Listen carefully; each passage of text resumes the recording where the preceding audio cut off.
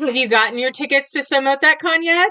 If you haven't, you still have time to book your spot for our third annual live virtual conference on living as a witch in today's world. You can join us on October 14th and 15th for workshops by some of our most popular guests, rituals with the TWL crew, and a whole mess of raffle prizes.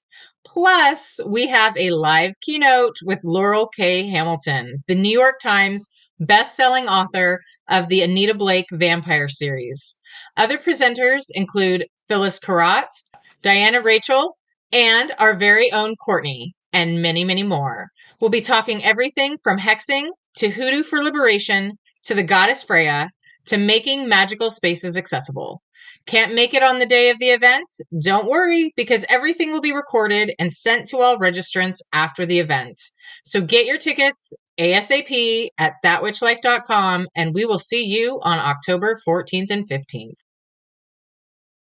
The path of the witch is so unique. The gift of witchcraft. I was able to see, hear, and communicate with spirits. A very personal relationship between a person and spirit. Carnal lust and fun things like that. Working with different energies with spirits and communicating. Creating magic. Powerful ritual and powerful spells. She's actually sitting me in the cold. The role of the witch is to make change. Blessed be, y'all. Blessed be. People ask me like, okay, I'm a witch and I don't know what to do. 20 years ago, 3 young friends realized they were witches. They scattered to different parts of the world following magic and spirit. Now, they're back in their hometown to share what they've learned. Welcome to That Witch Life podcast, your home for living as a witch in today's world. Hello, everyone, and welcome to That Witch Life podcast. My name is Hillary. I'm your host today. I'm Courtney. And I'm Kanani. This has been fun. This is coming out a week from now, but we were just at Puget Sound Pagan Pride, which was super fun. God, I literally wish we were still there. I know, we met so many cool people. Like, everyone was so nice, and we had very supportive audiences, and a bunch of our fans came by and listeners came by. It was really fun. I was kind of sad though, because Courtney had left before the part where we were packing up, and our neighbor next to us said that she didn't know who Tori Amos was. Stop it! I don't want to hear it. And so I hugged her. And her name is Tori. Yeah. I hugged her like hard. It probably made her uncomfortable. It was a big squeeze. I was just so overjoyed. I literally ran to her and I just held her, and she's like, "What's happening? Why is this strange woman touching me?" But then I was like, "How old are you?" And she said 24, and I was like, "That's why." Oh, she's infantile. She's basically a fetus. She's not a fetus. Yes, she is. She's a walking fetus. It's fine. If she's listening, she's my new best friend. Asshole. I know, she'll probably think that. She's like, Courtney's she's a my douche. New best friend. Courtney's canceled. Oh my God. It was just a really good time. I mean, it was, we were just so impressed by how many people came out to see us. I mean, despite God, the fact that they've listened to the show before. We're like, you all listened to the show and you still still wanted to meet us and see us. You know what it's like. I told someone, I was like, the first time I'll take responsibility for, but any other time you chose to listen to a separate episode, like, that's on you now. Like, that was your poor choice. Like, I understand it's not your fault the first time you listen, but then if you listen again, and like, now this is your own poor choice. You know. Yeah. You know. And some of our listeners are familiar with our friend Phil Cora, but our squad, TWL Witch Squad, definitely is, because they were very supportive of Phil Cora Mindrew when she and her husband were leaving Kiev last year. And we actually finally got to have Phil Cora on the show. It's something we've wanted to do for a while, but obviously, you know, she had a lot of things that were going on and she needed to get settled. And, you know, she showed up in her full beautiful Ukrainian glory. Like, her hair was woven with blue and yellow ribbon. It was just amazing. No, it was amazing. And all the traditional dress she had on, and Yes. And so I'm sorry, we're just letting y'all know, because in a visual, you know, this is an audio medium, not a visual medium. And she spoke to everybody about Ukrainian magic for like an hour and a half and just fully captivated the whole room. And she's just become like, just certainly the balanced one of our little group. Absolutely. That's a without low bar question. though. That's a low It bar. is true. That That is was a like super low bar. we kept talking about low bars over we were there like it's a low bar to reach. And everyone got to see how Kanani deliberately talks away from the mic when she's talking for some reason. Every time. All the time. She is either Kanani is either swallowing the mic, like deep throating that, or she is like turned backwards facing the other direction. There is no and I'm in never between. actually deep throating the mic.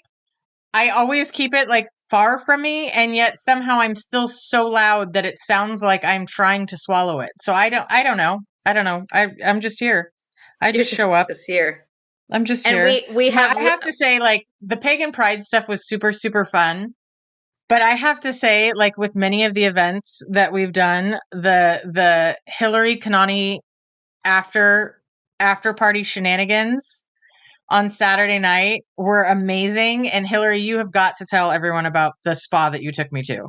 Oh yeah, so I would have kidnapped Courtney, but we had little Nugget with us. Yeah, they didn't leave me out. I was invited, but I went to bed. If you hear little squeaks in the background or little cooing, that's little Nuggy. Nuggy's our intro guest today. But Courtney and the baby were sleeping, which is fair. Probably the smart thing to do because all of us were incredibly sleep deprived. But so there is a spa up in Tacoma called the Olympus Spa, and it's a Korean spa. It's women only Korean spa. And I hadn't been in a long time. I think I went I'm pretty sure I know I went in February of 2020. So just before lockdown, and I haven't been since. So I was like, ooh, do we have plans tonight? And everyone was like, kind of no. And, and we went and had some dinner with our friends from the Witches Resistance, Woo-hoo! Chris and Rhonda. Love them. Anyway, so we go. And hold on, you have to mention the fact that I proved, because we went out to dinner at a casino buffet, right? And so I proved in front of everyone that I do in fact eat like an unsupervised 6-year-old. Yeah, she came back with an entire plate full of meat only. And then was like, I'm going to get vegetables, and came back only with white potatoes. And then I was like, what is that? Chicken nuggets and one strawberry? Because that's probably how she ate. And no strawberry because she picked a raspberry off of something that she didn't want. I made Rhonda eat my raspberry. I didn't want it. I don't eat berries. That sounds it's like something I don't think you intended it to sound like. Rhonda ate my raspberry. I did look cute that day. And then, but yeah, so Kanani eats like a 4-year-old. But so anyway, so like we're leaving, and of course Kanani's like ate so much starch and carbs and chocolate and whatever, and she's like, "Oh my god, my stomach, it hurts I had a fucking plate of bad." meat and then a plate of dessert, and that was it. What I ate. Yeah, she's like, "Oh god, my stomach, blah blah blah." And then I was like, "Well, I want to stop by a dispensary because somehow I left all weed products at home, which is like not something I normally do." And then she's like, well, maybe we just go to the dispensary and then go back to the hotel. And I was like, no, we are going to the fucking spa.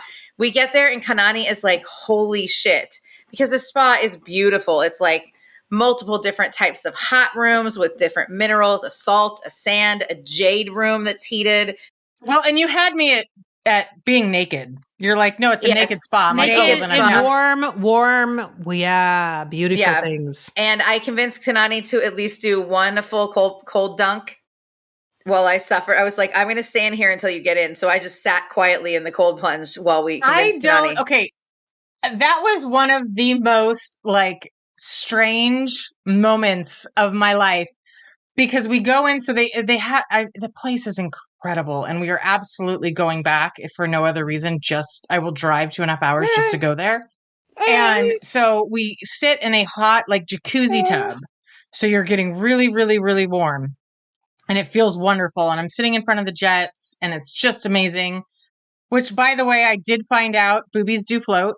I didn't know. I'm usually not that submerged, and usually if I'm in a pool, I'm wearing a bathing suit. But I did find out, in fact, boobies float. So we get out of this hot jacuzzi tub, and Hillary's like, okay, now we're going to go jump in an ice bath.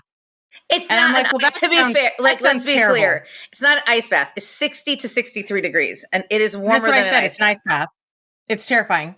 And Hillary just goes into it like a fucking champion. Like she's done it her whole life. Like it's just no big deal, right? So she just walks into it and then she just kind of like tucks in and she gets like shoulders deep and she's just standing there and she's like, you can do it. Just walk in. My first attempt, I got to the second stair. And so I got like ankle deep and I'm like, oh, this is awful. This is the stuff of nightmares. Why would we do this? So, but she's just there and she's making it look so easy. So I'm just like, okay, I have to try this. So the first attempt I got waist deep and my vagina was furious. It was absolutely furious. And I had to run back out of the ice bath. And then Hillary starts laughing at me and she leaves. And then we went and we did some of the other like saunas and other herbal rooms. And it was just fucking amazing. And then there was a mugwort tea thing where you scoop mugwort tea water. Well, so it's like mugwort steeped water that you dump on yourself. Yeah. So you feel calm and relaxed and you forget about the nightmare that is in that corner that is the ice bath. And so Hillary's like, okay, we're going to do it again. And this time you're going to do it. And so we sit in the hot sauna and it feels amazing. And I'm like, okay, only this time there's 3 other ladies that are in the room with us who just came out of it. And so then I have not only Hillary who walks in like a fucking champion and just acts like it ain't no thing, but I've got 3 other women that are watching me like attempt this and like trying to cheer me on. These random strangers trying to cheer me and my nakedness on into the ice bath. And I'm just like, I have to do it now. I have to do like, there's like an audience now. And so I got down to the bottom step and I looked at Hillary and I said, okay, this is what I'm going to do. I'm going to turn around so that I can step back into the pool. I will dip down and then I will run my ass back out. And she's like, yes, do it. And so I managed to do it where I stepped back. I sunk down so it actually went past my shoulders. And then I ran my ass back up those stairs and I was out of there as fast as I could. And Hillary, like a champion, like still lasted like 2 more minutes in this super cold water, which was incredible. And then we got out and I could hardly, like my butt was numb. It was so cold. So then I made Hillary touch my butt because I'm like, look at what you've done. Look at what you've done. It feels like an ice cube. And Hillary's looking at me like, I'm not going to touch your butt. And I'm like, you have to. You've done this to me. Now you have to feel the pain that I feel. And so finally she's like, fine. And she touches my butt. She's like, yep, it's really cold. So we're going to plan a trip where in the hot pool. We should do an episode on spa magic and just be at the spa and just record reactions from going to the hot sand room, to the hot jade room, to the cold plunge. So amazing. And how many people have to touch Kanani's butt. It will not be me. I don't want to. I'm not touching that butt. No, I'm not doing it. Broke it. Now you have to touch it. That's how this works. No. But it was amazing. I was so happy that Hillary was like, no, I don't care that you eat like an unsupervised 6-year-old and ate too much meat and candy. You were going with me and getting naked at a spa. And it was so much fun. It was just absolutely incredible. I loved every minute of it. It was so good. It was really good. But yeah, it was good. And little Nuggie was star of the show in multiple outfit changes. I know. I had like 6 other Halloween outfits that I did not get to put her in just because of time and crazy. We forgot to mention the awkward moment in which I accidentally almost nursed one of our listeners' infants. Wait, what? Were you there for that? There. It was. I can't. What are you talking about? I can't. It was one of the most fucked up things I've ever. Like I was trying to block it out. And had you not mentioned it, I think I would have successfully blocked it out because until you said that, I forgot that it had happened because I didn't want to think about it anymore. Because it was one of the most fucked up things I've ever seen. So what happened was, when you're breastfeeding, people that breastfeed will hear this, and probably people who don't breastfeed will still somehow understand that, at an event like Pagan Pride, the schedule just goes out of whack. So my normal nursing pumping schedule was just out to lunch. And so my boobs felt like giant balloons and they were hurting. And I was like, I absolutely. Yeah. You're like, I can't. I can't. Yeah. This is deeply uncomfortable. And I was waiting for my husband to bring Nugget back. I'm like, where the fuck is my husband with the baby? And then one of our listeners walks up with this adorable little 3-month-old. And my first reaction was I almost was like, oh, can I borrow your baby? I like, it was just this knee-jerk reaction. Oh my It was God, the we most can't fucked up take thing you I've ever seen. anywhere. But I then didn't the worst do part it. was she acted like it was fucking normal. She acted like it was normal. She's like, "Oh, well, I'm Courtney. breastfeeding, and this is what happens when you breastfeed. didn't. You Oh, offer to wait, nurse other children." I'm like, I didn't no, actually- I breastfed 2 children. I never I offered actually- or thought to breastfeed anyone I else. actually didn't, but it was just that moment, that trigger, like you pass the bathroom. Can I use your bathroom? It was that same kind of energy, like, can I borrow your baby? And then I was like, no, I don't. You're and like, I oh my God, what am I doing? I know. I didn't actually say that. I just looked at her and I said, you know what I almost did? She said she understood. She might have just being nice, but I feel like, She was just being nice. I saw the fucking fear in that woman's eyes. She was just being nice. The whole time I'm did thinking you to say myself, it I'm never aloud? leaving her alone with my I kids told again. her- Like, I don't know what's happening. I told her, I said, oh my God, you know what I almost just did? I almost just asked to borrow your baby, and she laughed. Why would you tell someone that though? Because I am an This is what I'm saying. oversharer. Because I'm like, I don't know, Ree. Like that was some things are better kept to ourselves, maybe. I don't know. I've embarrassed myself so Maybe. many times over the course of my life. I'm just used to it at this point. I'm So, just yeah. pissed now because I had successfully blocked that out, and now I don't know if I can get it to go away. Oh my God. It And was for the record, awful y'all- because I promise you, she was just being polite because she's the look in her eyes, and luckily I'm faced away because I'm just going like, what just happened? So you're faced away, so you didn't even see happened? it. No, I didn't reach for her child. It wasn't like I stole it. I'm just like, oh my God. Sounds like it was close, I guess. Nope. No. Not even close. Not even close. Nope. I think the spa was amazing, but then what was even so Hillary and I were so because all of us were exhausted. Courtney, that's why she didn't go because we were all just fucking exhausted. I had the best night of all three of us. I went to bed at 8:00 and didn't get out of bed until almost 8:00. You did have. I mean, that's not a bad best day. I'm night. I'm not gonna lie. But the you best can't part even. was, We can't even be after the mad at spa- that. After the spa, Hillary's like, "Let's get some food," and I'm like, "All right." And so we go and we find a place that's open, even though it's really late. And she looks in the Burger King, rearview and mirror. she finds a place that's open. It's Burger King. Yeah, Kanani's Oh, like, that's all well, it was open. It was 11 o'clock. It was just this little place up in Tacoma that was open late. Burger King. They have them everywhere, Yeah, Kanani. nothing You else say is Burger open at King. 11 o'clock. yeah, in but Tacoma. we like got Burger King. lost. We got lost going to the Burger King, and we were driving around for fucking ever. Yeah, so tell them what happened when you looked in the rearview mirror. What happened when I looked in? I don't know. What happened? Now I So- don't remember. Okay. So we get to the drive-thru, and she orders the food, and then she looks in the rearview mirror. And you have to understand that when I'm tired, I have giggle fits, and so I was having giggle fits the whole car ride. I was having giggle fits in the spa, and all of a sudden, Hillary looks in the rearview mirror. She doesn't even look at me. She just screams really loud, "You are such a bad friend!"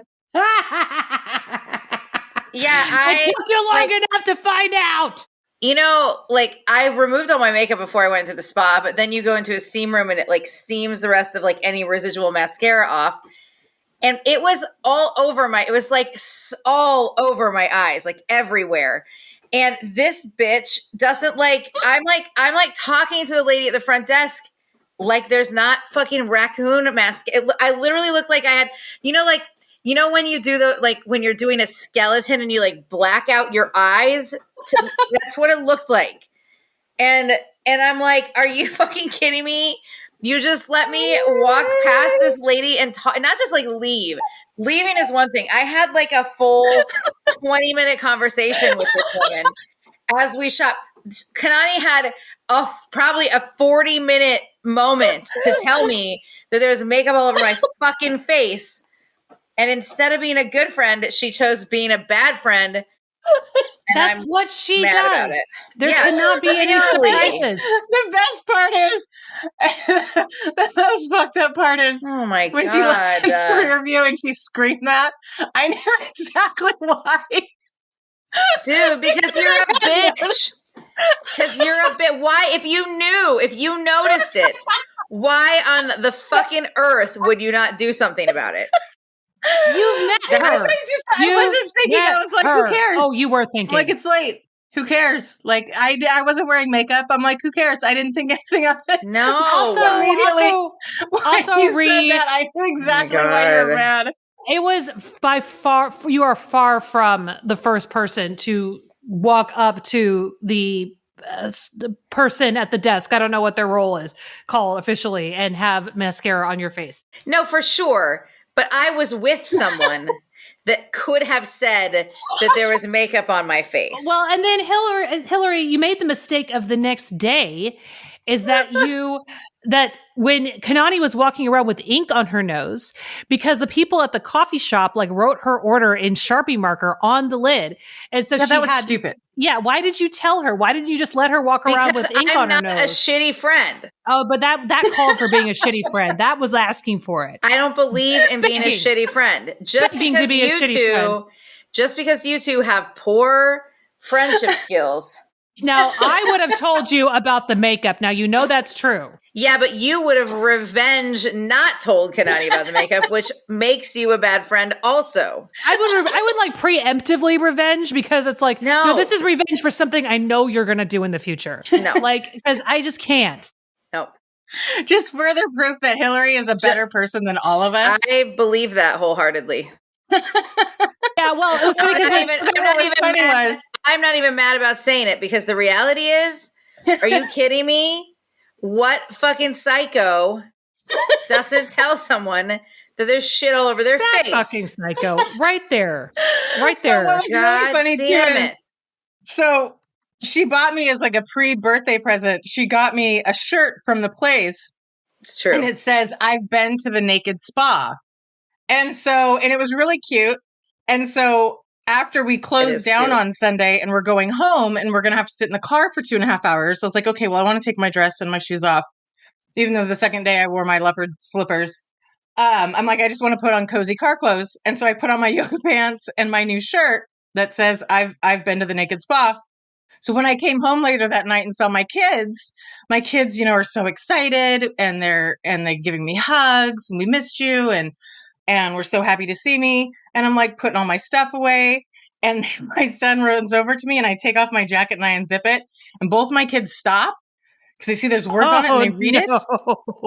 And my daughter just shook her head, and just was like in disbelief. And my son just looked at it and just walked away. Walked away. He just walked away. It was the funniest thing. So funny. He even reenacted it later, which is how I know he's my son, because that means he's like intentionally being obnoxious on purpose. And he goes, "Mom, remember when I saw your shirt when you came home and I did this?"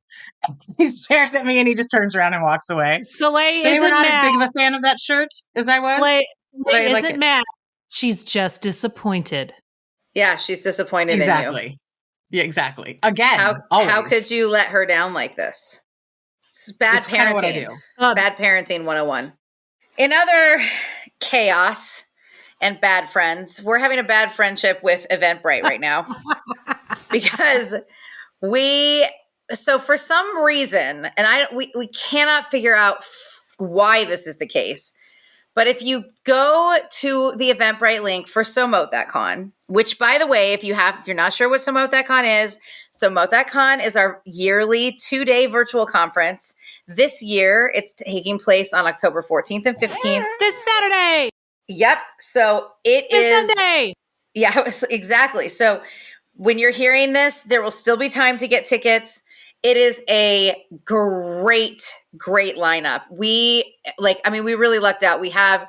First of all, our keynote speaker is Laurell K. Hamilton, who's the author of the Anita Blake vampire series. We have Onwin Avalon. We have I'm like just trying to pull. We have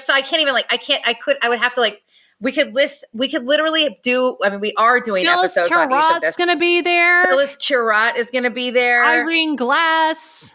I know. Yeah. It's really Davis. It's going to be a great time. It's really, really good. So it's a fun con. It's 2 days, and Eventbrite is ruining our life, because every time you click on So Mote That Con from our Instagram profile, it won't from a phone. Yes. Except our Facebook if you go to our Facebook, you can click from your phone, and we cannot figure out why, and Eventbrite is being no help. So 2 options. You can very easily, if you go to thatwitchlife.com, there's a banner on there from your desktop where you can click to get event details. And if you do it from your desktop, it will go through. If you're like, I don't have access to my desktop, fuck using a computer because it's a pain in the ass, whatever, you can go to our Facebook page and it's listed there, and the link there works via the phone. We don't know why the other ones don't. And Yes. we are very upset about it. So please accept our apologies, and write negative reviews for event. I'm just kidding. No, don't let them know that they're being awful. But yeah, so that's just a reminder. Yeah, and if you're to send yourself the link in an email, open it up on your desktop, and you can buy tickets that way. But for some reason, going through Eventbrite on Instagram or directly to Eventbrite from your phone is going to cause a problem. Just go to Facebook or just send it to yourself and open it up on a desktop. Yay. Exactly. Yeah, somehow on the Facebook link still seems to work from a phone, but that's the only one. Why, but that's the only one. So give it a try. There's definitely ways to get it. It's really don't miss out. A reminder too that if you can't be there for the entire event, which is all day Saturday and all day Sunday, the 14th and 15th, it's okay. These are all recorded, and the recordings are available for 30 days after the event. So if you were like, man, I really wish I didn't have that birthday party on Saturday, well, you don't have to worry about it because you'll have access to all of that. It's so fun, and we have a great time chatting with everyone in the live chat. And there's a killer playlist that happens that, if that you really don't want to miss. It's really good. So we're very excited about that. Hope we'll see y'all on Saturday, right? Yes. Also, we do have Ancestor or Samhain spell kits available. We have Samhain coming up. It's right around the corner. And we have Yule spell kits available as well on our Etsy shop. We have all of our regular standards. We have, new moon, full moon, luck, love, money, but we have, and they go fast. We sold out of the entire stock we had at Pagan Pride, but go get your Ancestor or Samhain spell kits. They're really great. We're also going to have special bundles that we create on our Etsy store for So Mote That Con. And so for people who are Patreon members, even on the So Mote That Con bundles, which will be a discounted price, you will still be able to get your Patreon discount with those bundles. So don't forget to use your coupon code for the Etsy site if you're a Patreon member and you get those bundles, because you'll get them not only at the discounted price, but you can also get your Patreon discount on top of that. So yeah. And that's one of the many perks of being a Patreon supporter. And honestly, we're so lucky to have such a supportive group of Patreon folks, because it is literally the only way we stay alive. It is so hard it is a lot of time and effort and money to create a podcast. So if you're able to support and you want some fun extra content and exclusive live video interviews and discounts to our cons and discounts on our Etsy shop, go check out Patreon. Do both. Yay. All right. Yay. I think it's probably I think it's probably time for a word from our sponsors. It's a word time for our sponsors. We're doing words and sponsors. It's word for a time from our oh my god. Sometimes there's words and there's some sort of sponsorship that involves Speaking words. of sponsors, I just had a cup of jasmine pearl tea and I don't think it was enough. I think I'm going to need another 6 cups. I actually do too. I drank a whole pot. That is not speaking against Jasmine Pearl. Is everything about me not having any sleep in the last 6 months. Okay, let's go hear from a time from our sponsors. Okay, times and sponsors. Bye.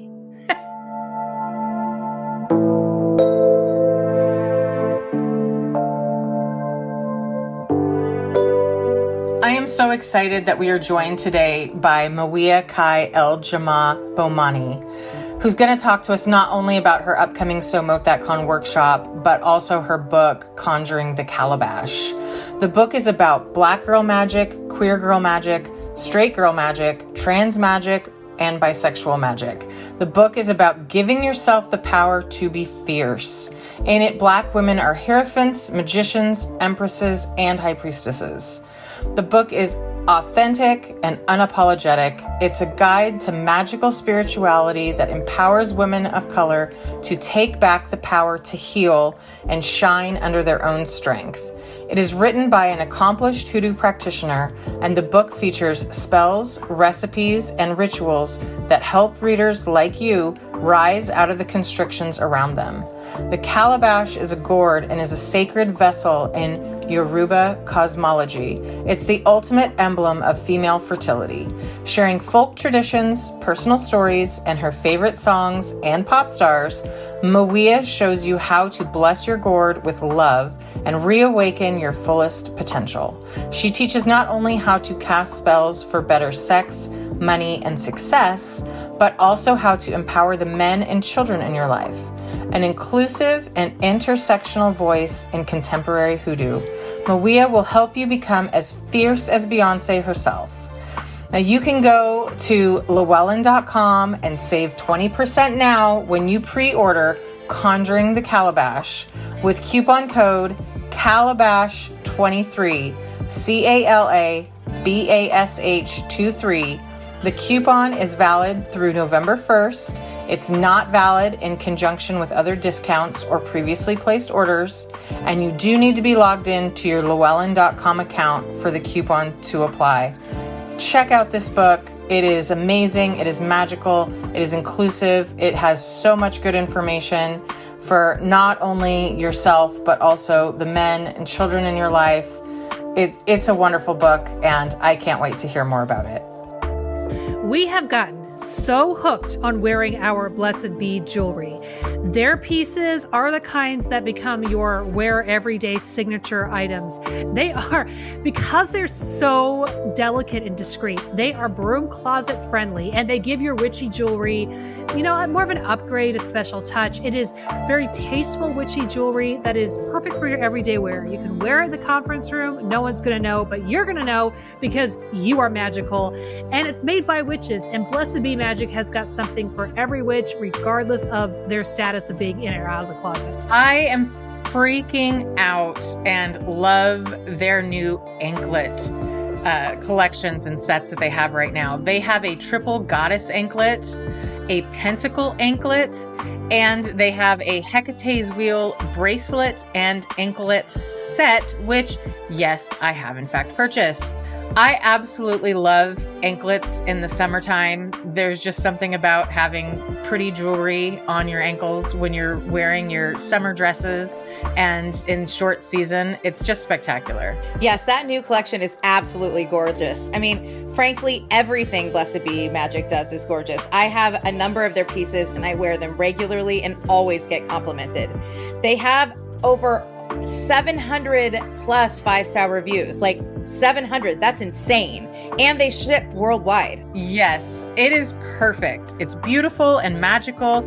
I wear my Hecate ring everywhere. You can step into your power with Blessed Be Magick's minimalist jewelry for powerful witchy women. Head over to blessedbemagic.com, that's magic with a K, and use WitchLife15, that's WitchLife15, and save 15% on all full price talisman jewelry.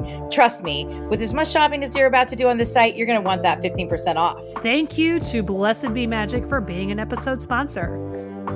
Literally everyone knows this podcast runs on blood, sweat, tears, and jasmine pearl tea. But now get ready, witches.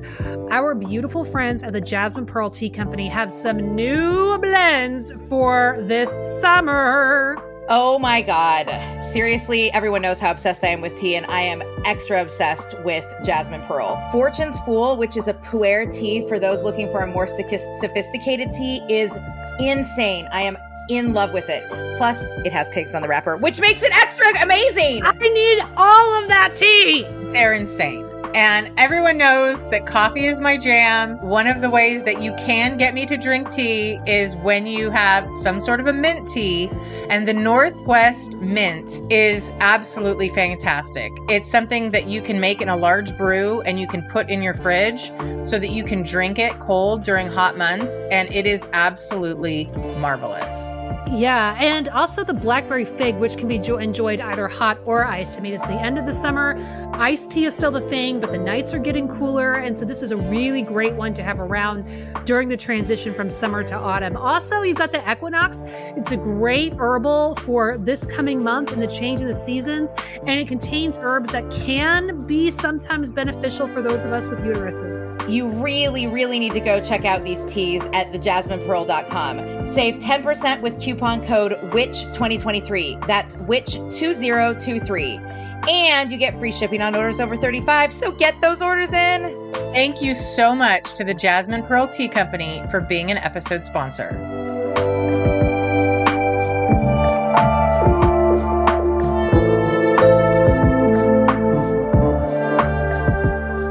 Well, okay, so we are super excited for this guest because not only is this guest someone we've wanted to have on the podcast for a while, but this guest is also presenting at So Mote That Con, which is coming up.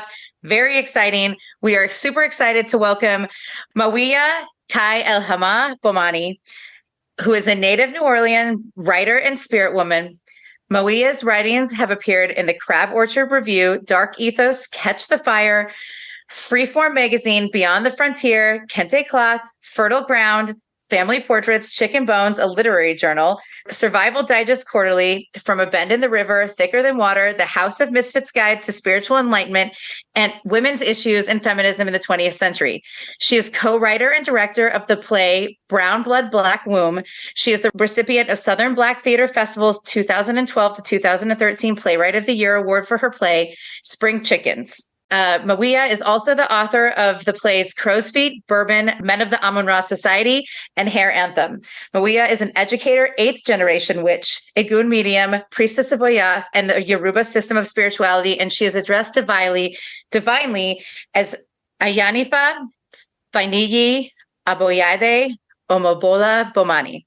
She is the editor-in-chief of the Culture and Afrikan Traditional Spirituality E-Zine, Oya N'Soro. In November of 2023, Mawiyah's first book with Llewellyn Worldwide, titled Conjuring the Calabash, Empowering Women with Hoodoo Spells and Magick, will take its first breath. In the fall of 2008, Mawiyah received an MFA in creative writing from the University of New Orleans. Mawiyah currently lives, writes, conducts Orisha rituals, spiritual consultations, womb warrior women workshops, house cleansing, Essenteas, and divinations in both northern and southern Louisiana. Mawiyah is currently working on a middle grade series titled The Cool Beans Ghost Hunter Society, which is like the cutest name of all time. It serves to explore the inclusiveness of special needs superheroines and heroes in literature. She is also working on a collection of poetry inspired by tarot titled Dead Men Stew. Mawiyah is the Critical Mass 8 Literary Award winner and a Cat Artist Residency recipient. Mawiyah is currently hosting the podcast Fish Hedson Red Gravy, a podcast dedicated to celebrating marginalized people of the esoteric occult world. We're super, super excited to have you on. And apologies, I am very dyslexic. You did great. I'm a little dyslexic, so like sometimes I'm like, okay, wait, my brain is tricking me. The prolific nature of this podcast, I just kind of can't even. So yeah. Honestly, it's incredible. I mean, when I was reading through your bio, when you had first sent it over, and when we posted it up for So Mote That Con, I was just like, you've done so much. It's so inspiring to see how many areas that you have been involved in creatively. I think it's incredible. Yeah, we're really, really honored to have you on. Thank you. And it's very exciting that this new book is coming out, and we can't wait to talk a little bit more about it. But for those of you that have listened to the show, you all know what is going to be coming up. And this question, so we ask everyone the first time, how did you first know you were a witch or a magical person? Yeah. Well, when I was young, probably about 5 or 6 years old, my mom had remarried, and my stepdad, he lived in New Orleans, the shotgun houses. And they're straight through, right? You come in and you can see straight through. And so we always say, if you shoot a gun in there, the bullet's going to go all the way to the out. All the way to the back, yeah. Right? And so my sister and I, we shared a room together towards the back of the house. And so I would always, in the middle of the night, see spirits, passing through, the home and things like that. And when I told my mother, she didn't just, jump on and say, like, that's crazy, forget about it. She was really talking me through how to handle it, how to make it so that they can, give you some space, and so she really worked with me with that, and so from then I just, she dealt a lot with tarot. So I learned how to do that and how to position the cards to sort of help be a sort of a buffer, so that I could sleep through the night. So things like that. And like I said, at a young age, it was about 5 or 6. And then when I went into Catholic school, my mom was like, you can't tell them, you just can't tell the nuns, about all this stuff. So I knew at that point in time that this was something that I could talk about at home, and experience and, go through but I knew that outside in the real world, I couldn't really, share that information. So I knew that it was, witchy, and I liked that about it, but I also knew that I had to keep it under wraps. So at a very young age, seeing spirits and just for myself, not having people say, you're crazy, or don't talk about that, even being in a city where it's, a lot of Catholicism and, Southern Christians and things like that, it was still known that those practices happen. You practice the hoodoo, you know how to protect yourself. Right. And you keep moving, So when then. I think that makes such a big difference, because I think so many young people have had experiences and they've gone to their family going, hey, I'm seeing some weird stuff, or I'm hearing some weird stuff. And, that can be really traumatic for people if they have a family that either tells them they're crazy or even just dismisses it as, oh, that's just so-and-so having a, little friend, Right. Yeah. So I think that's I think it's really beautiful when there's someone there that can help, even if they don't totally understand it themselves, but isn't like, nope, that's not true. You're not seeing that. You're making that up. So that's beautiful. My mom was like, if you are afraid, you show so much fear, then they won't come back again. And a lot of times they need help, which is why they're there. So from a very early age, I learned how to help. And then how to, have that time for myself too, cut that off. So, cause how to protect yourself all day, all night, kind of thing. Yeah. Because that's intense. You have to have boundaries. We talk about that a lot. You have to have boundaries with spirits. You can't just, otherwise they're going to run amok all over your house, all over, popping up while you're driving, like you don't need the distractions, pushing you down the stairs, which was my story. That happened a bunch of times. That's how they got my attention is throwing giant chunks of wood at me and be like, you know what? Maybe it's time to not do it like that. Maybe that's not how we're going to contact me. Exactly.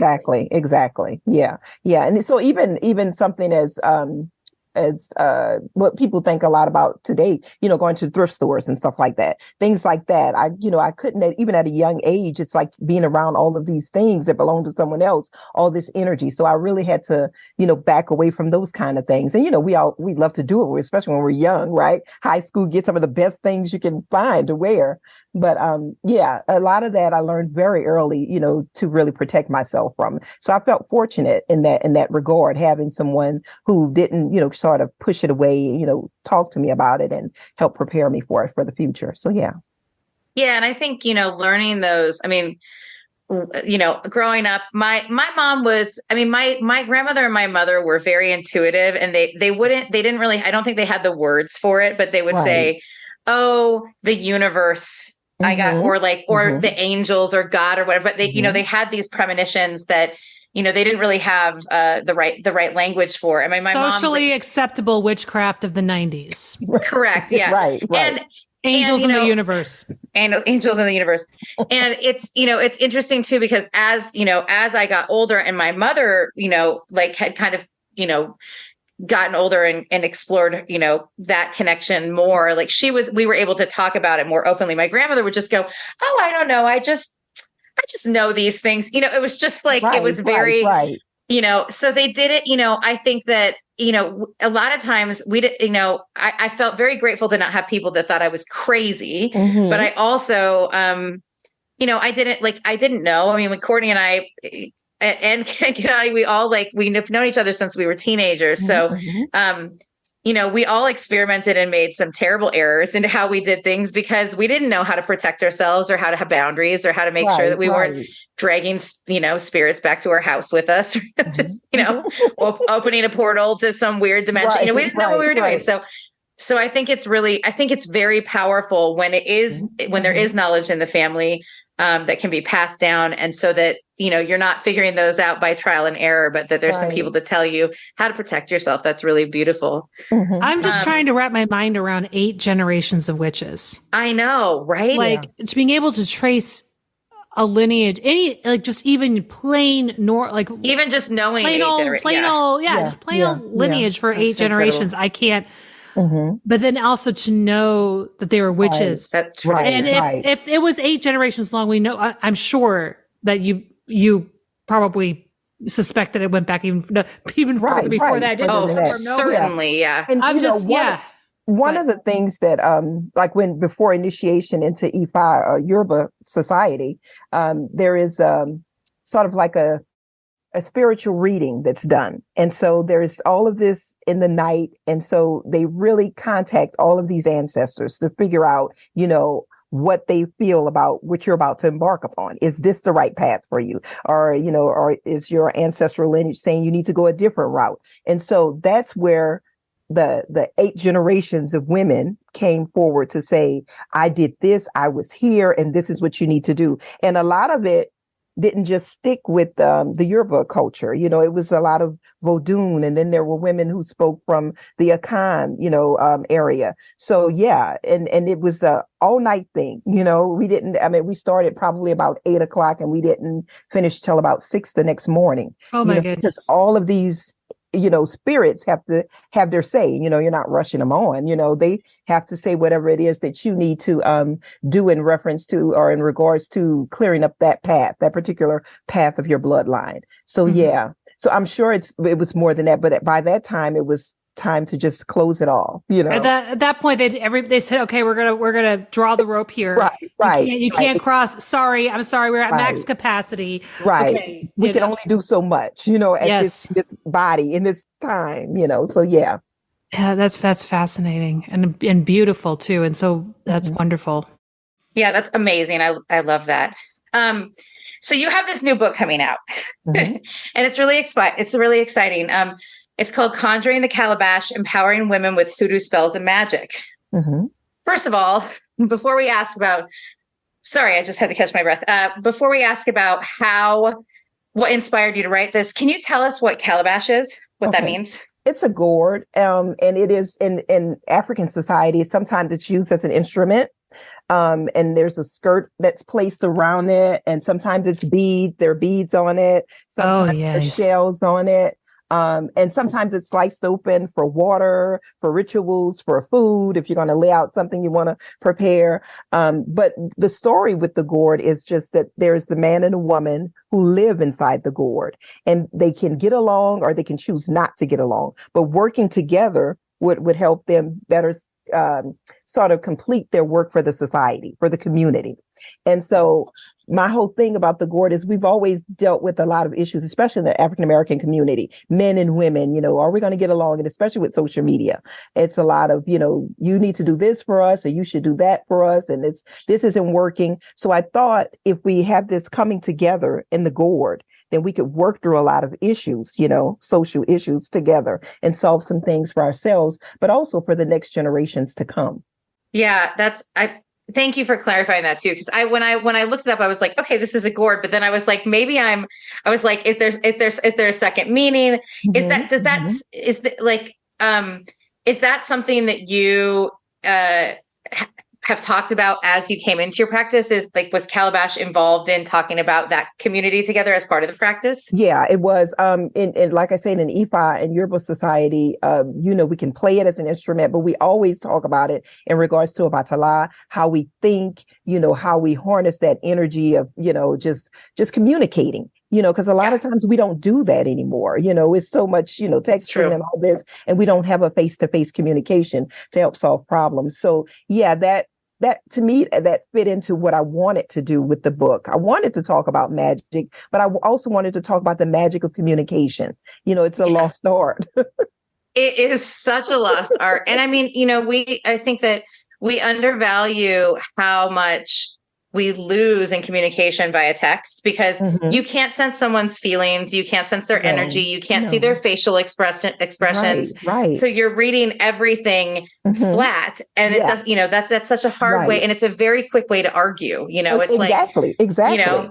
Someone says something, they might've been joking, but suddenly you're, you don't even know. And all of a sudden you're in this argument and you're not even sure how it started. They make a mistake and put the cap lock on and you think they're screaming at you, Yeah. So it's really both about magic, but also about practicality and how to make sure that we're staying connected to one another.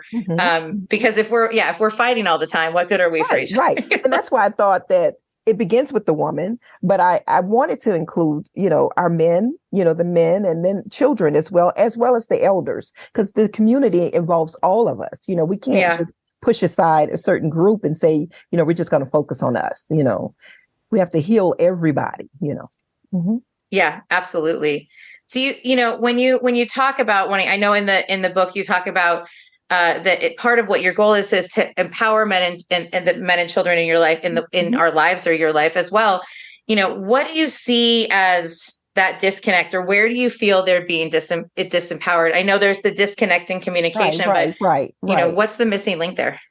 I think for clients, male clients that I've worked with, especially African-American males, a lot of it has been, just the problems with the police, problems with how they're perceived in the world, and so, they can only come home to be themselves, and sometimes that's where a lot of the arguing comes from, because I'm sort of emasculated in the real world. And so when I'm at home, that's the only time I can assert my power or my masculinity. And so just to try to help them feel as though, you can be empowered and move along in the world outside of the home, and come home to your mate or whoever and still feel like you're a human being, that you have worth, so that was a major issue in most of the male clients, even the ones who haven't had any run-ins with police. They were still thinking about that, just passing a police car sent trauma, through them. So, and then for the kids as well, especially if you have young sons, right, and things like that, they still feel some of that, wondering, what's going to happen to me, if I'm just walking home from school. I have a 13-year-old who's 6'2". You know what I'm saying? And so that's a tall, right. You don't know. And so, you in the past, you could just say, just do what they tell you to do, drop your book sack, just do whatever they say. But even that today, we've seen that it's not enough. Always. It's not enough. So, so I just felt like a lot of the things that I felt were my fears for my own family.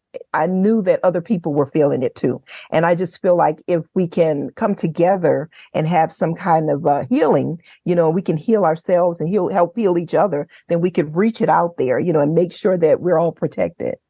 I mean, I think that's so beautiful. I can't even imagine how hard it would be to have to operate masking so much of yourself constantly, just not being able to, having to think about every breath, step, movement you make. And so I can totally understand how that would be awful to, you come home and that's where you can finally let that guard down. And, that's a lot to carry. Yeah. Yes.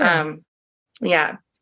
And I think and I also think that I think that it's important that people deserve to be able to find their power. They deserve to be able to be empowered and find ways that even when they have to operate in a complex and unfair system, that they're not forgetting that they still hold power, because it's, right. Because, for a lot of women, the male clients, as well as the female clients, then there was that anger with each other. I can't defend myself. You can't defend me, and so there was a lot of just arguing amongst each other. And so I thought by including everybody, then we could all have a say, in how to heal. And how to clean it up, how to resolve, how to come to some sort of consensus on what it is that we're going to do, and the rituals that allow you to take care of the man and the man to take care of you and you to take care of your kids and the elders, it makes us all responsible for each other in a gentler way, a softer way, Yeah. Yeah. I think that's really beautiful. And I think it is empowering to be able to empower others, right? I think it's as an individual, I think it's very empowering to be able to help others feel empowered and feel worthy and worthwhile and cared for and loved and honored. So I think that's a beautiful way to also connect the type of practice that you're doing with the people in your immediate family circle, you know, to be able to draw them into the magic you're creating as well. That's really beautiful. In the book, you explore how to cast spells for better sex, money, success. How have you seen lives improve by casting spells in some of those areas? It doesn't have to be we don't need to rat anybody out. Let's be clear. We don't need to tell anyone specific secrets. I mean, I need to know. I'm nosy as fuck. Maybe you can tell me afterward. I want to hear. I was going to say, speak for yourself because I want names and places. Oh my God. My podcast co-hosts want the tea. I have better manners than that, but whatever. Courtney, we'll release it only to our Patreon community for a premium so that they can hear it that way. Oh my God. Well, I think for the most part, when people start to feel better about themselves, you know, then they approach their lives differently. So for a lot of people, just the idea of, like, there was one young lady, she was in law school. And I remember we were working together for a few years, and she had to go, and she was living in New York at the time. And so she had to go to the park and leave some, you know, items there after she finished with her ritual. And she was like, oh my God, I can't do it. I can't do it. You know, I'm kind of scared. People are going to look at me. So I just, you know, I was trying to talk her through it. She didn't do it. Right. So she said she was going to do it. She didn't do it. So she goes and takes the exam. And so she didn't pass the exam. So she calls me back crying, and she's like, oh, you know, I sort of kind of did everything. And I was like, well, what did you not do? You know? It's like, sort of, kind of. Right. AKA, I skipped most of it, but. Right. So she's like, and so I didn't pass. And so we went through everything. So she's like, well, can I do it now? And I'm like, it doesn't work that way. So now we have to go in and right. So now we have to go in and see what needs to happen. Well, that time she did everything, right? And she was taking pictures. She was like, look, I'm here at the park. And so she did it all, and she passed the exam. And so she was really excited about that.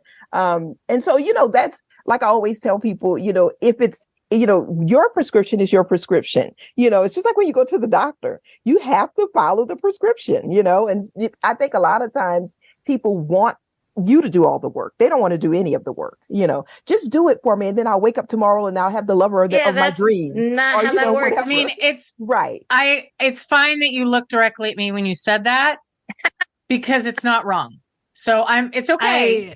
I've told this story 100 times, and I'm sure, Mawiyah, you've experienced this person as well. The person who they ask for the love potion, you give them the love potion, they come back to you and yell at you because it didn't work, and you say, after you applied it, did you go out and meet anybody, or did you sit on the couch and wait for the men to come through the television screen? Right. And the person I gave it to, she literally thought that her man would walk up to her door and knock on the door, and that would be because life is, you know, a Hallmark movie in her mind, and then he would be like, oh no, my Christmas tree farm truck broke down outside your apartment in the Bronx. Can I use your phone? I said, first of all, she wouldn't even let him in if that actually happened in real life. Right. You know? But it's also like a stranger. Yeah. It's like, that's not going to happen. You put it on, I don't know how. Well, it's like if this student didn't study for the exam at all, like you have to, here's the thing, you know, magic, the work we do, it cannot be absent of practicality, right? You can't be like, oh, you know what? I want to pass the law exam. I'm doing my bar exam, right? And then it's like, you don't study for the exam, but you did the spell. It's like, no. You have to do the thing. Right. It's all part of that. It's all part of that recipe. Yeah. Right. And you have to keep moving as if it's done. You know, I always tell the story of the guy going to the diviner, and he's like, okay, you know, you helped me out, but my life is still, today it's a mess. And the diviner doesn't say anything. He just tells him to sit at the mat. And so he's sitting there, and he's going through he's cussing, he's doing everything. He's like, do you hear me? My life is a mess. And so the diviner comes out, and he brings an egg, and he sits it there in front of the man. The man's like, what is this? You know, do you hear me? My life's a mess. And so he tells him, shh, wait, watch. And so the little chicken comes out, and he's just pooping all over the place. And the man's like, what is this? And he says, life is messy, you know? And so And so I always tell people, that's how it is. It's not going to always be perfect. You have to keep moving and keep working. Yeah. Or like, there's not one fail and it's done.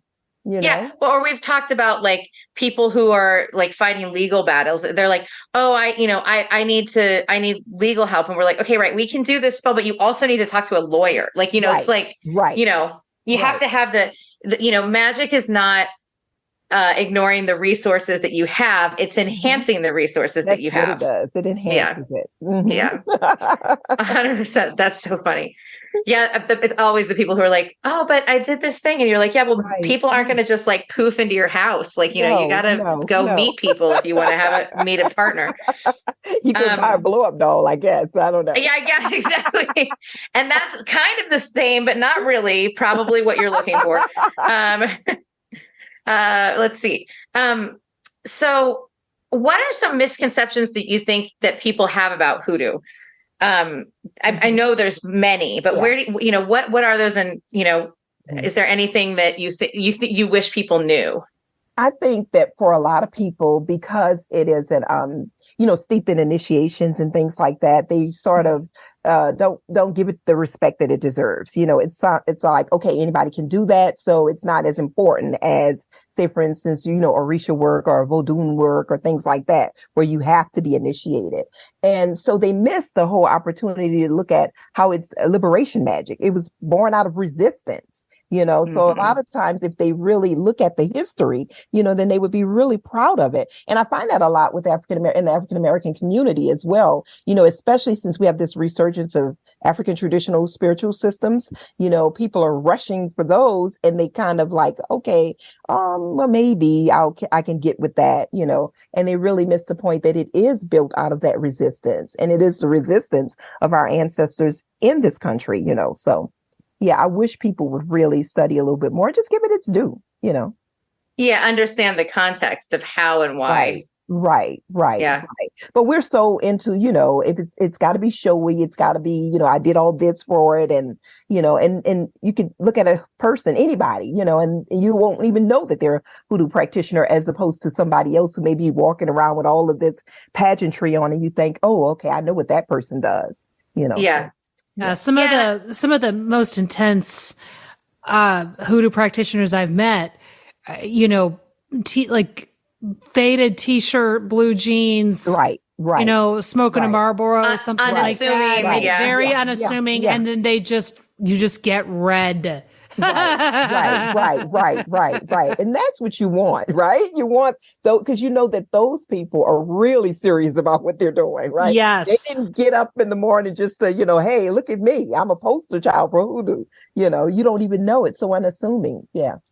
I think sometimes we have this obsession with like elitism, right? Like, if you, it's a secret society. It's looking this way. It's, you had to do all these things to do it. So that makes it better. In the same way that like, we want to, we want to be part of, things that other people, we feel special if we're part of something that someone else isn't part of. And that is, again, it's like, you can be part of this elite, this closed practice or this thing that you had to be initiated into. And that is a beautiful, beautiful practice. But practices that don't have that aren't lacking power. They're just different. It's just a different tradition, Yeah. We always say the big hat. My husband and I, we go, look at them. They want the big hat, They want the big hat. Yeah, the big hat. I'm going to start saying that. That makes sense.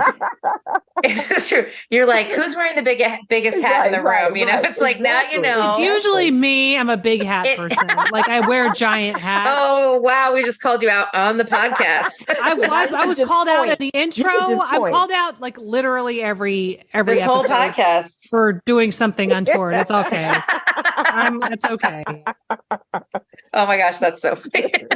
But it's true. I mean, like, that's not to say like, I think that traditions that have traditional clothing are beautiful, but I think that it's not, but I think that we have to remember that like that clothing is just part of their regular practice. That clothing isn't what makes them magical. It's the practice that makes them magical. It's part of honoring the practice and it's the dedication to that practice and their in their particular practice. But right. I just said practice like 17 times in a row. But yeah. They're getting weaned out really quickly. I know, like in Ifa, when there's a woman, she'll come in and she'll say, "I know I'm an Oshun. I know I'm a daughter of Oshun," and then she finds out that she's not. And then you might not see them ever again. So it's always funny, to see that, because people will ask, "Well, what do you think you are?" And they usually will say, "Oh, Oshun, because I love love, and I love yellow, and I love," So yeah. I remember hearing a story about, it was not somebody who was being initiated into Ocha, or it was someone who was being initiated to a different tradition. Yeah. And she showed up 7 hours late to her own initiation because she couldn't get her dress done. She'd had a dress designed for her, and it just was taking too long. And so when they showed up, her priestess said no. And she's like, "But I've gone there." She's like, "This is why you were 7 hours late, right, because you were focused on a dress." Right. Oh, yeah. You see it a lot. You see it often. And, a lot of priests, they will say, "You have to do all of this other stuff. We're going to clean, we're going to wash, and some people get turned off by that. They go, "Well, I didn't come here for that. I came here for the things," And so it's about learning those lessons, how to give, how to be a worker, and part of the Ile, part of the group, not just come in and gather your things and walk out into the world and say, "Look at me," Yeah, so, contributor. You have to contribute. Yeah, you have to. If you're willing, and this is, I know we talked about the spell with the success with the bar exam. Wow, it's a long day. But if you're willing, are there any other times where you've seen, this type of practice really focusing particularly on, empowerment? Is there anything that you would be comfortable sharing with us, either your own or someone else's, that where you really saw this practice change a life, not just a circumstance, but a life? Yeah. Well, I know for myself, after Hurricane Katrina, we moved to the northern part of Louisiana, and we had to find jobs. But my husband and I both teach, so we were, hustling, trying to find a job. So he got a job in an area where it was predominantly Black school district. I didn't. I got one in a predominantly white school district. And so at the school where I worked, I was the only African American teacher there. I'm still the only one there, and it's been like 14 years, right there at that. Wow. School. Right. And so when I first started there, it was heavy with, "We don't want her here. We can't believe he hired this N-word." It was really, really bad. And at one point I was like, I'm just going to quit and I'll do something else. I'll probably go back to grad school or something. And then I thought about it. I sat and meditated, and my grandfather came, who had passed on a few years before. And he was like, "No, we're going to work this out. I'm going to help you through this." And so I started using Adinkra symbols, and that's something I'm going to talk about in the class that we're going to do. So I started doing, putting those in picture frames behind pictures of, some writers that I liked, and having those in my classroom. And so those really helped keep the energy down, for them, individuals coming in and out. Because I would have people that would come in at the end of the day and destroy the room. And it was an adult. And then they would try to say, "Oh, maybe it was a kid. Maybe it was the custodian. Maybe it was, and when I would ask, "Well, okay, we have cameras. Can I see the footage?" "Oh, they weren't working," things like that. So once I started doing that, those symbols all around the room, that stopped, it ceased, and so that really helped to transform my own personal life, because I really felt like at that point that I was going to have a nervous breakdown, or I just had to leave this job. And, I started doing it, and now I'm still there, and I don't have any problems with anybody there. So for me, it was just, I see it work. I know it works, and I was really passionate about it. I was passionate about, creating. I'm not an artist, but I went to the internet and I created put those symbols, what I saw from there, and, just sat with it with the image of my grandfather, and it worked. It stopped a lot of the negativity and the hate, and so that is the story that I always tell people, because and I didn't feel alone anymore. Having all those symbols around, it really felt like I had my own army, protecting. Yeah, people had your back. You felt like someone had your back. Right, yeah. Right. So yeah, that's what happened. That's really beautiful. I think, a few episodes ago, we were talking about how sometimes when we're in these moments that are really challenging, things that we go through life that are really devastating, like it's like almost like we sometimes forget how much we can lean into our practice, because when we're distraught, whether it's, because we're being treated incredibly poorly, we're being discriminated against, whether it's because we're going through grief or we're going through health struggles or whatever it is. Sometimes when we're feeling really, like alone, like we don't, like, we're just out there on our own. We sometimes forget, because you feel depressed. And like, I know for me, when I'm going through it, I was going through some health stuff, a little bit ago. And it's like, I almost forgot that I had a magical practice, because I was so consumed about, you're like a hairdresser, right? Who can do everybody else's hair, but not your own.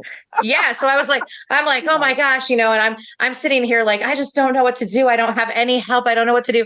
Right. And it's like, suddenly I was like, duh. Hello. There's this whole legion of very, very stylish ancestors, that are going to come in and help you out. Well, and it was very funny. stylish ancestors. It was funny because I had a reading by another witch, and they said, they were like, my ancestors called me out red hard. My ancestors completely called me out. We're in this reading, and the practitioner is like looking at the cards, and then all of a sudden they look up and they go, and they're like, do you have an ancestor altar in your house? And I was like, yeah. They were like, when was the last time you looked at it? And I was like, oh my God, I'm getting called out right now. This is so embarrassing. I'm like, I'm a host on a witchcraft podcast, and I've completely neglected my practice. And, the practitioner said, like, hey, you're not alone. Like, you have this, why are your ancestors don't feel like they're welcome in your home, because they feel like you're not, like, you don't want their help right now, and I was like, shit, and it was, and what I realized is that going through this stress, it's like my like logic brain kicked in, and I just thought, okay, what are the logical steps? I can only do this. I can only do this. I can only do this. And I forgot this enormous resource that's available to me. And that's where I felt too. I think at one point it was almost like, do I want to use magic for this? Is it necessary for this? Right. Do I feel like I really need to use this for this? Or should I just walk away? Because you shouldn't have to. You shouldn't have to. Exactly. You start thinking about, is this really a call? And it was. And I just felt like, for me, it was about the kids who were going to be there. They needed, even if the adults were assholes, I felt like the kids needed to experience this, and they needed to see me and see, and so, and it really worked out, because a lot of kids were like, they would even say, why are you the only Black teacher here? And I'm like, I don't know, ask the principal, So, I mean, for a lot of it, and I got that, that's what my grandfather was saying. You need to be here. It's bigger than, what they're trying to do. It's an image. It's about the kids who look like you and the ones who don't, for them to make up their minds. So, that when they grow up, that they can have a different trajectory and a different viewpoint. I think they're very lucky to have that, that you have that resource. And you're right, that no one should, we shouldn't have to, you shouldn't have to ever be in that position. It should never happen. And sometimes we are in positions that should never happen. Right. And sometimes we do have to decide, what? Nope. It's time to walk away. But I also think when we lean into our guides, our ancestors, our own practice, and we also help get clarity on that, right? We're not having to, because like when we're in stuff, we're not thinking, we're thinking often from a space of panic, I think when we can lean into our guides, our ancestors, when we can use our practice to help guide us, it allows us to not only have empowerment, but just have someone like helping push us in the right direction. So we know when, hey, you know what? No way, this is done. I gotta go. Or you know what? I'm going to try this thing and see what happens. Yeah. Because I know one of the things that I was always taught by my own teachers is that, a lot of times that fear and that anxiety comes from other ancestors who experience some of those same things, and they don't want you to have to go through that. But you have to weigh it. You have to decide, am I going to go through it? Am I going to do this? And it helps to, clear up the trauma for the rest of the bloodline, So, so figured sticking with it was the best thing to do. Yeah. That is such a beautiful point, actually, because our ancestors are only able to relate to what their experience was. Exactly. And if they see it and it reminds them of their situation, it's like, no, we got to fly. We got to get out of here. Yeah, they're setting off the alarms. They're like, go, go, go. Yeah, it's go time. Right. I think that's a really, really, really good point. And I think, because, we sometimes experience that where you're like, why am I anxious about? This isn't something I should be anxious about, Where is that coming? What are we picking up on? Yeah, exactly. And I always do that. I think if I'm really anxious, I want to know, take a few minutes to figure out, where is this coming from? Is this mine or is this from somewhere else? And sometimes I'll go to my altar, and just stand there and wait for a message to see, somebody's going to speak up and say it's theirs. It's not mine, sort of thing. And so figure out how we can get through it together, Yeah. Benefits, and I think that's the thing, is they are invested in us living our best lives, right? Because it helps them, it heals them. Yes. I mean, that's something that my dad says, that he's like, I just don't want to see my kids make the same mistakes I did. Well, some of them are going to have to, because some of them are about being human, but there are some generational patterns that we can break, and someone's going to have to break ours, because unfortunately we can't get it all done. Right. So I'm not even close. I look at my daughter, I'm like, I'm sorry, honey, I really tried to fix all of our generational trauma so you could have a clean slate, but I just know that I can see it already. It's not right. complete. I didn't get you a blank slate. Well, that kind of growth, I mean, it takes generations, because it's not just what we do, but it's also who we're around, what our circumstances are, what accesses we have, what things we are shut out of, what, it's not a fair playing field for everybody. So it's like, so I think that that it takes time, and you can do, and I think just continuing to do the work for yourself, for other people, for your, and I think, again, I think about that too sometimes, I look at, sometimes when I connect with my ancestors, I'm going like, this is a little bit of a weird take, but then I have to remind myself, what does this mean? What is this coming from? And again, some of them, I mean, we are living a very different reality than most of them lived. Right.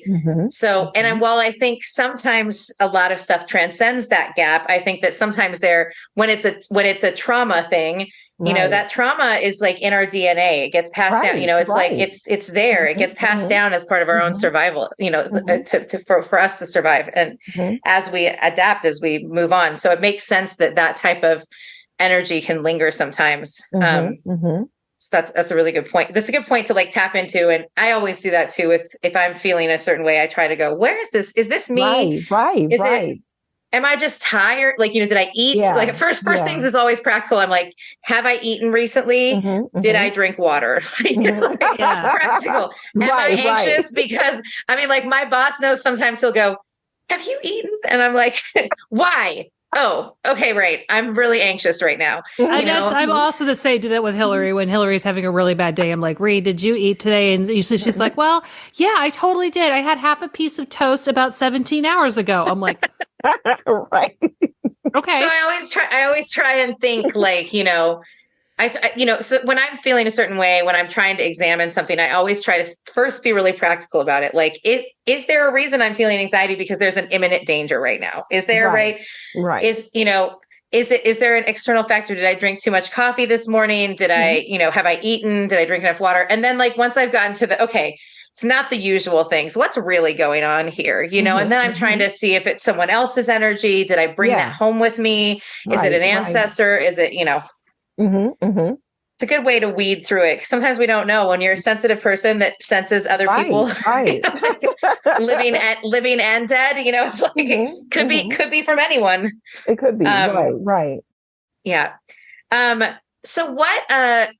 Talk to us a little bit about your So Mote That Con class. Give us a little bit of a, you don't have to go into, give it all away, but give us a little rundown of what to expect for the class at So Mote That Con.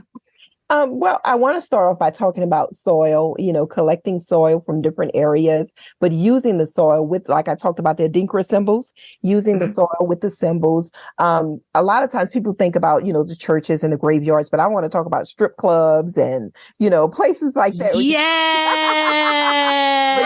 Some of that soil from too, Yes. Yes. Make it rain money.